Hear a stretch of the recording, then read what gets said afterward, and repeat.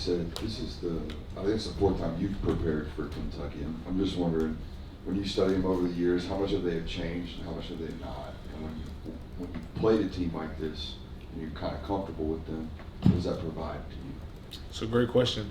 I think the biggest thing about them that's been really consistent is just their level of physicality. So this is my third game actually playing. My freshman year, we went there, and I went on a trip, but Trey Hill was here, so he played that game.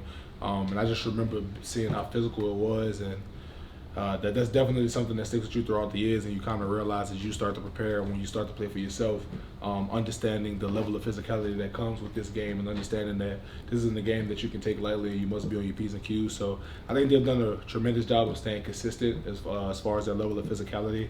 Of course, there are different things that may change throughout the years depending on their personnel, whether it be the amount of times they want to blitz or different things they want to do on first, second, third down, whatever it may be. Just depending on personnel, but the main thing is that they're very consistent with their physicality.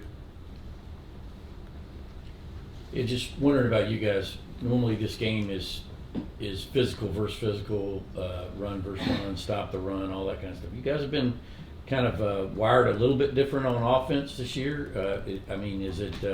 You have to be careful about getting drawn into a game like that? Are you doing them a service by trying to play that game, or do you do what you've been doing these last few games, which is throw the ball on? So I think at the end of the day, our job is to try to win. That's really all you can do. However that is, however you have to get it done is what you do.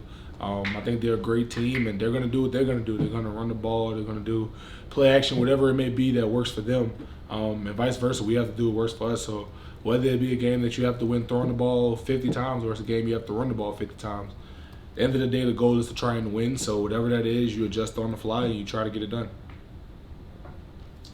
Sedrick, when we talked to Tate on Monday, he was frustrated with the run blocking himself, also the entire offensive line. Where do you feel like you guys are as an offensive line when it comes to run blocking, and what ways can you guys improve going forward? I think we're one block away from having some big ones. I think we've all taken turns, messing things up. I think we've had a numerous amount of plays where it's 4 out of the 5 guys doing the job perfect, and one guy may mess something up, and that's kind of the beauty of the position that we play.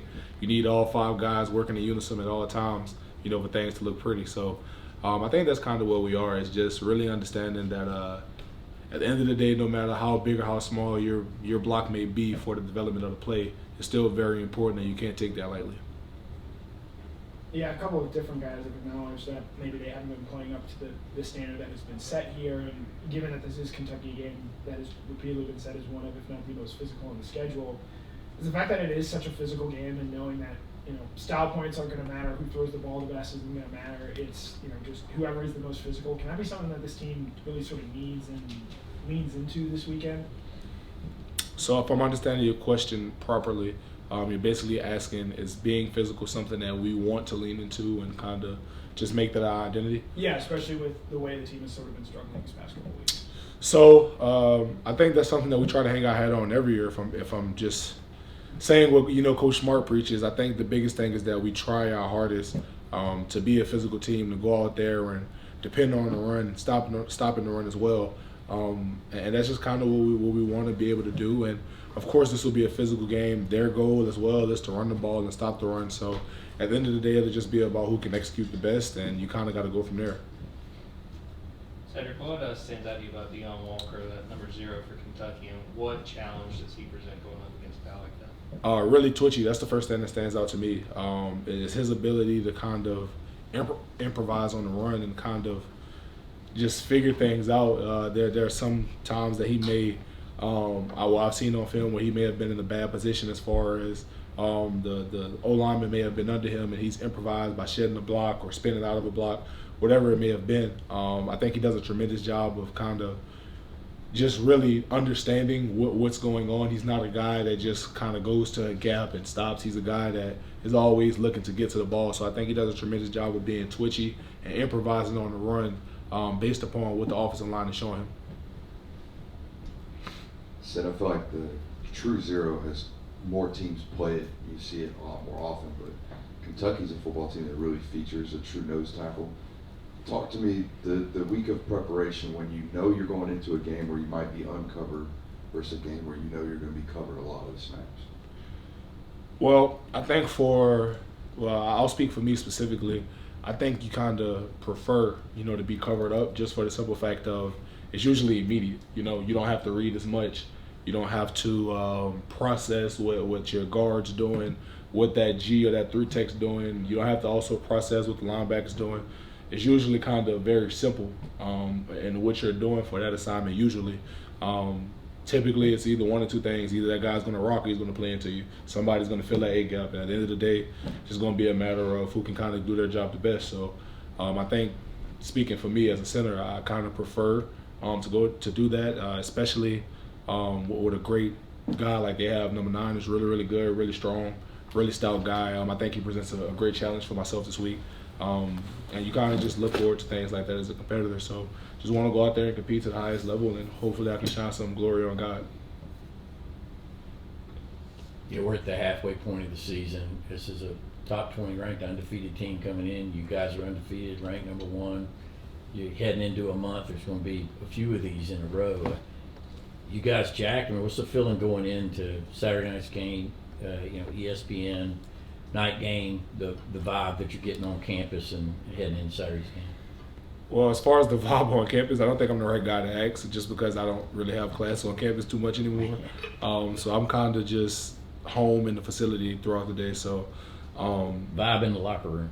Okay, that's fair. Yeah. So I think definitely the guys are excited for sure. I think that the guys are really looking forward to the opportunity, but I think the biggest thing is not becoming too excited or becoming too overstimulated. I think it's understanding that the game has to be played day in and day out. You can't play the game on Monday, Tuesday, and be burnt out by Friday. You kind of have to take it in stride. You have to prepare the right way. You have to give yourself a break in between that and then get back to work. So I think that's the biggest thing, is being able to handle those emotions and understanding that there is a level of excitement, but also there's a level of, relaxation that kind of comes with it in between, that kind of builds up throughout the week, that goes on until you finally get to that, climax of preparation. I have to say a little bit more of Micah Morris. Where do you feel like he's improved the most over the course of the season? So I think Mike is really physical.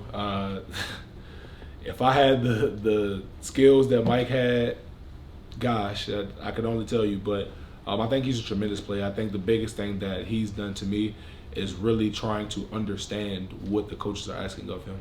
I think that's the biggest thing. I think when you're kind of just starting to play, I think there's a very interesting line between playing football and also trying to do exactly what the coaches are asking you to do. And sometimes it becomes blurry, and you kind of see that with the way that guys around the country play sometimes, just because there's usually, a blurred line with just going out there and having fun and playing ball, but also trying to be perfect and do exactly what your coach asks you to do. So I think that Mike has done a tremendous job of trying to do what Coach Charles is asking him to do, but also doing it within the scheme of what he knows how to do. So I think that's the biggest thing. Time for 2 more questions.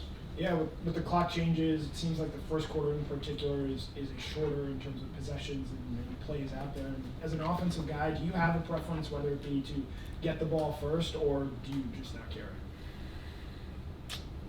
That's hard to say, and the reason why it's hard to say, because it kind of depends on what we're planning on doing that week. I think it depends on what Coach Smart, his aim is, whether or not he wants us to set the tone, or whether or not he wants the defense to set the tone.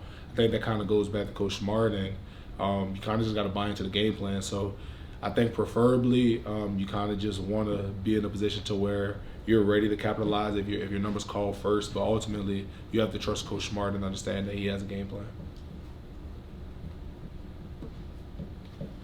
Any more for Seth?